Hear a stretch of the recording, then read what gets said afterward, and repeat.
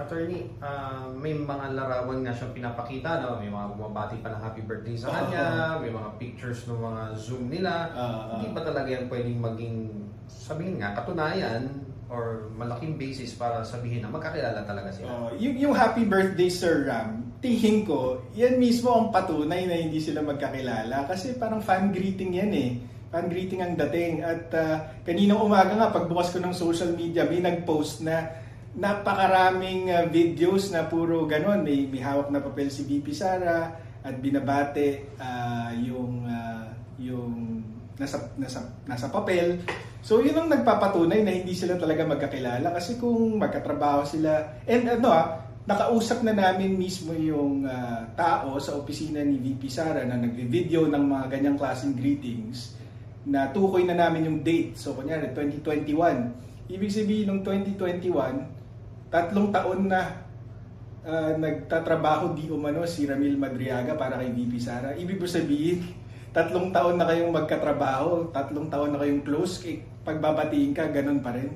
Diba? Hindi ba pwedeng tawagan ka na lang dahil magkatrabaho nga kayo araw-araw, nagkikita kayo araw-araw according to you.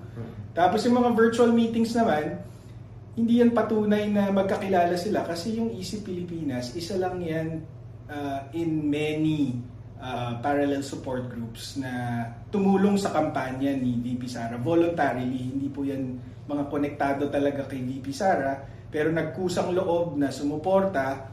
Ngayon, noong mga panahon na yun, pandemya eh. So, natural lamang na kung magmi-meeting kayo or papasalamatan mo itong mga grupong ito, talagang Zoom meeting. Pero ang isang mabigat doon na ebidensyang pinakita namin sa perjury complaint is yung first virtual meeting ng Easy Pilipinas with VP Sara.